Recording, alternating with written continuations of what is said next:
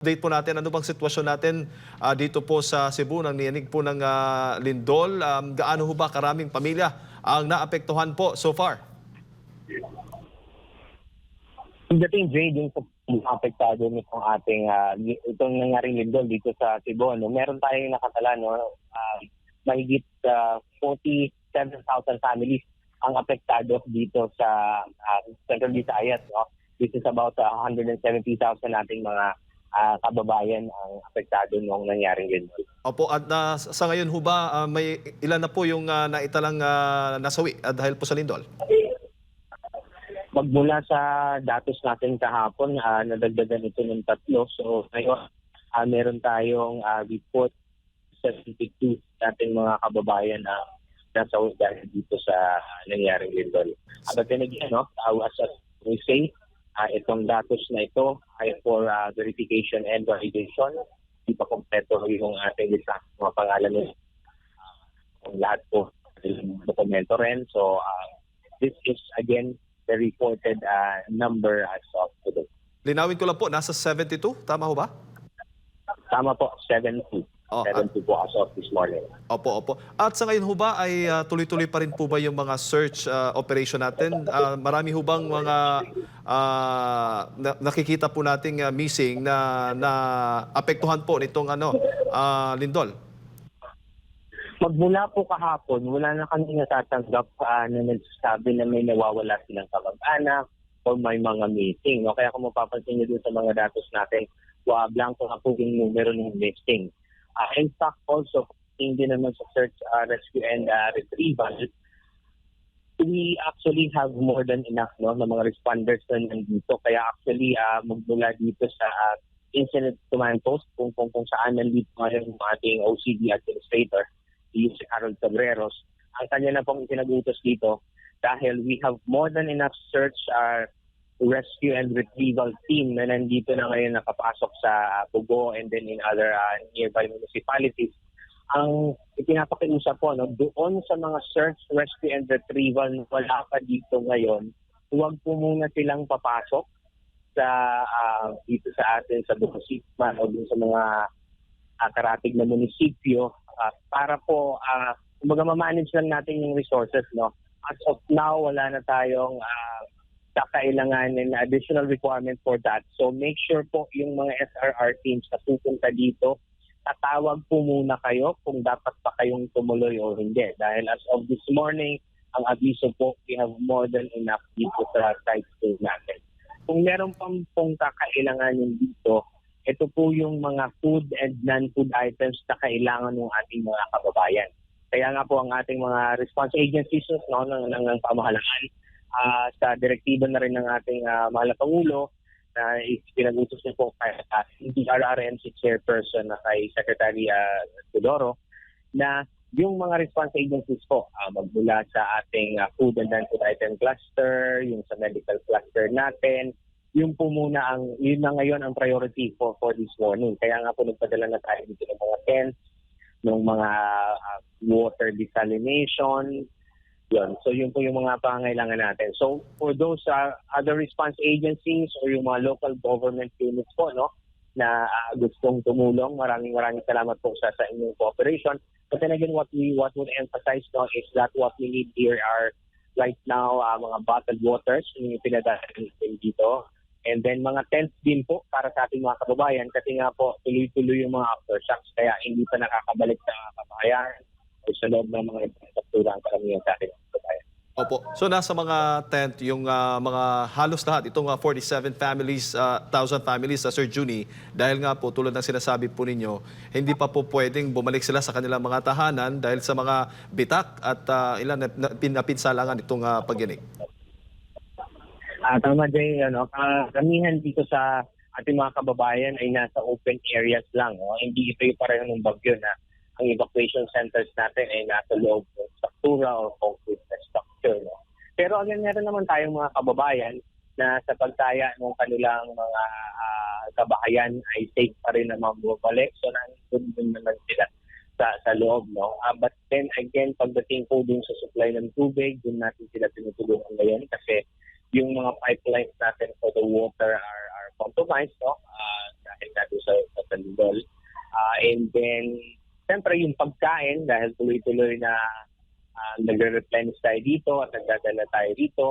Mula nung the other day, no? Tuloy-tuloy na nagre-replenish tayo ng mga food and non-food items natin dito. Po. Tuloy-tuloy pa rin ho ba yung mga pasyente mula Cebu Provincial Hospital ay dinadala papuntang Cebu City? So, for this morning, no, I can't answer you accurately with that dahil wala ako doon sa Cebu Provincial Hospital. No? Nandito kami ngayon sa Incident Command Post to Yusek Cabreros. Pero again, ang balita nga po namin, no, ay hindi na ganoon ka rush, kumbaga, as we would say, as sad as yesterday, no, na tuloy-tuloy yung pagdala ng mga pasyente sa ating mga hospital. I'll have to get back to you with that once we're able to get that exact information doon sa ating provincial office. Bago ko lang ipasa kay partner Admar, Sir Juni, yung mga daanan kasi nga nakita natin maraming bitak at nasira yung mga daanan na matapos itong pagyanig ng magnitude 6.9 na lindol. So far sa ngayon po ay tuloy-tuloy naman po, naayos naman po yung mga daanan from Bogo to Cebu o sa iba pang mga lugar para po sa mga tulong na ihahatid po ng sa ating mga kababayan dyan. Bagamat mayroong mga ilang kalsada, no, saka tulay na hindi inaabisuhang daanan dahil maaaring hindi ligtas sa daanan, no, sapat naman po yung ating mga alternate routes para mapuntahan itong mga lugar natin dito na apektado sa northern part ng Cebu. Magandang umaga po, Ginoong Juni, si Admar po ito. Supply ng kuryente at tubig, kamusta naman po sa mga lugar na naapektuhan po ng lindol? Adwar, no, kahapon ang naiulat sa atin ay mayroong 10 areas na na-disrupt yung linya ng kuryente. And so far, sa nakuha namin datos kagabi, ay meron na daw 4 out of the 10 areas na nag-restore na ng kuryente. And then pagdating naman din sa tubig, we'll have to check on the exact data. Bagamat alam natin na dun sa mga areas, meron po mga areas na compromise yung pipeline dahil nga dun sa malakas na lindol. Kaya wala rin pong supply ng tubig. At saka yung atin din pong mga water distribution na ay dahil wala pong kuryente sa ibang lugar, no, ay nahihirapan din dahil yun nga po, walang pumping stations, no, yung gumagana. Kaya yun yung ginagawa natin ng paraan ng ating response agencies, ng ating pamahalaan na maibalik yung power sa mga physical facilities natin doon sa tubig, linya ng tubig at pero yung sa tubig naman po, kaya yun yung ginagawa natin, may mga water filtration facilities na ipinadala na natin dito. And then the bottled waters also, that's very much welcome para dito sa ating mga kababayan. Ganun din po yung mga tents, no, para at least kahit hindi mo na sila nakakabalik doon, and meron naman pong pansamantalang bubungan sila dito sa mga open area. Opo, maliban dito sa mga naging biktima ng lindol, meron din pong mga naging mga pasyente, yung mga pagamutan na in-evacuate or pinalabas ng mga hospital po. Ano na po yung sitwasyon nila? Like kagaya po doon sa Bogo City na talagang meron na bang mga na pinapasok sila or hanggang sa kasalukuyan ay nasa labas pa rin po sila ng pagamutan? At the same time, sa iba pang mga lugar dyan po sa northern Cebu na lubos na naapektuhan, nasaan po ang mga pasyente? Kamusta sila? Ano po ang mga hakbang sa kasalukuyan po na ginagawa ng ating government para matulungan din po sila? Ang tama po is ating mga pasyente. Kung ito yung nabunan ng ating cluster ng NDRRMC, led by the Department of Health. Standard operation po ito, no? Kapag ganitong malakas na lindol, kailangan po talagang labas yung mga pasyente natin dahil karamihan sa ating mga hospital, siyempre, pang-aratong yung mga pasyente, facilities para doon samantalang tugunan yung pangangailangan ng mga pasyente. Leaving some of the stock kung saan nakitang safe naman na bumalik, no? There were some patients na ibalik na. Although again naka-alerto pa din because as we speak, no, paminsan-minsan ay nakakaranas pa rin po ng mga aftershocks dito sa pag-ibig. Opo. Sir Juni, kahapon mayroong mga advisory, lalo na yung paggamutan po ng Vicente Soto. Humihingi sila ng mga blood donors. Hanggang sa kasalukuyan, ito pa rin po ba ay needed? Dahil merong mga pasyente pala na talagang nangangailangan po ng dugo dahil sa pinsalang natamo matapos nga po yung lindol. Pagdating po dito sa pangangailangan to, no, I'll have to wait lang yung briefing ng ating Department of Health sa ating health cluster ngayong umaga para mas maging accurate yung aking tulong dyan. Ano. Hindi pa ngayong umaga kasi yung ating mga response clusters ay nakaschedule po ng magbigay ng ulat. No? Dito si Jose Cabreros, kasama ko sa dito ngayon sa Bogo City. Then paparating din po yung ating ibang mga kalihim, yung ating mga response clusters. So we'll be able to give you that data, no? Especially itong tinatanong mo kung nangangailangan pa nga ba ng mga blood donors. But then again, pagdating naman dito kasi sa ating blood donation, no? This is ongoing year in and year out. No? Kumbaga nag-replenish talaga yung ating mga blood banks ng donors. No?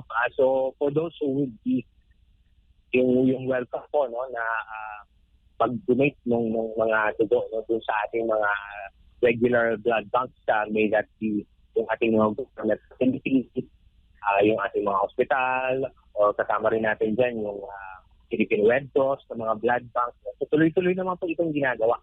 So welcome po yan for those who are, unless otherwise they say na may tigil na muna dahil tuloy na yung mga blood banks. Opo, kahapon din po nanawagan ng transportation ang gobernadora ng Cebu, si Gov. Pam, para matransport. Ano naman po yung update nito? Na i-transport na po ba yung mga needed na mai-transport mula doon sa mga apektadong lugar papunta sa iba't ibang mga pagamutan dyan po sa Cebu? If meron din po kayong update ukol dyan?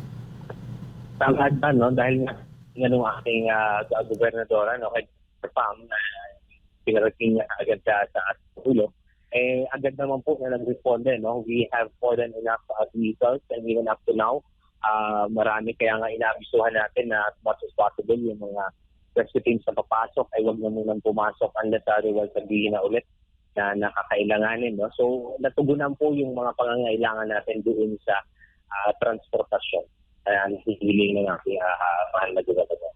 Po. Kung di ako nagkakamali, Sir Juni, ang NDRRMC, Office of the Civil Defense, ay nagsagawa ng quarterly earthquake drill at recently lang ay nagsagawa kayo last September ata, kung di ako nagkakamali.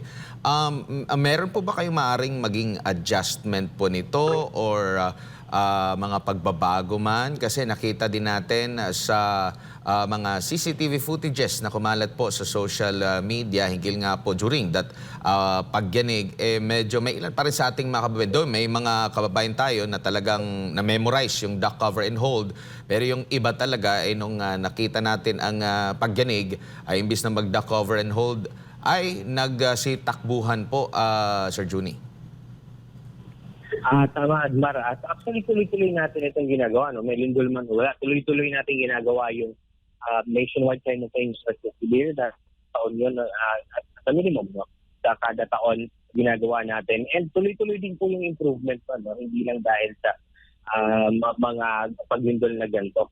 Actually, ito po ang pinag-usapan natin doon pagdating sa duck cover and hold. Mahalaga po yung duck cover and hold para maging muscle memory, no? Na kung ano ang eksaktong gagawin mo kapag lumindol. So habang umuuga. But then again po, ang assumption kasi nito ay yung struktura na nasaan nandoon ay dapat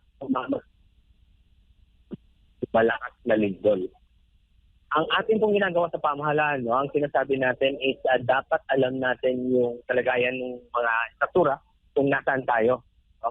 Para kapag alam natin na ang ating mga struktura ay will not be able to withstand itong mga malalakas na lindol, kailangan din po talagang lumabas agad.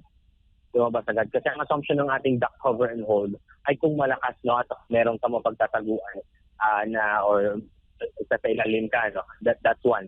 Pagdating naman po dun sa ating mga kababayan, no, tuloy-tuloy po ito, no, kasi possible, we would want everyone to be aware of that. And then pagdating naman po sa ating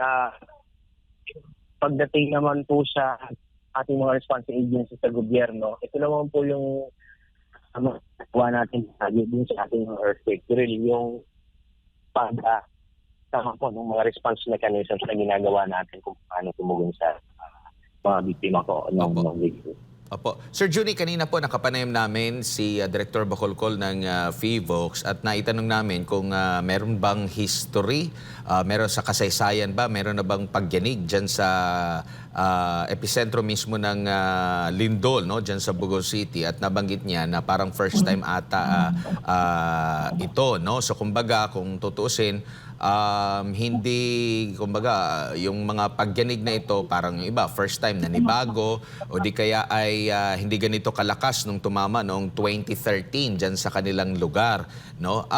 Meron pa po bang, kung meron po kayong information, meron pa po bang mga lugar sa bansa na yung mga fault line na sa kasaysayan ay wala pa tayong na-monitor, na mayroong mga pag-uga, kumbaga parang hinog na ba ito, na magkakaroon pa tayo ng massive talaga na information na dissemination na, ito, yung lugar ninyo may fault line, walang history dito, pero maaari pa rin tumama itong malakas na lindol at maaaring maapektuhan po kayo, Sir Junie. Advance pagdating dito sa mga impormasyon na to, we actually leave this not to DOST sa PIVOX. Mas sila talaga sa nito. Pero tama ka, kahit yung PIVOX nagbabanggit na meron nga pong mga areas like itong dito sa Bogo, no? So, pag hindi rin tayo magtatak places, no, there will be case. So, naman din sa ating mga in terms of sa ating sa pagkakalaan, hindi sa ating mga kababayan. Because meron mga nababalitaan.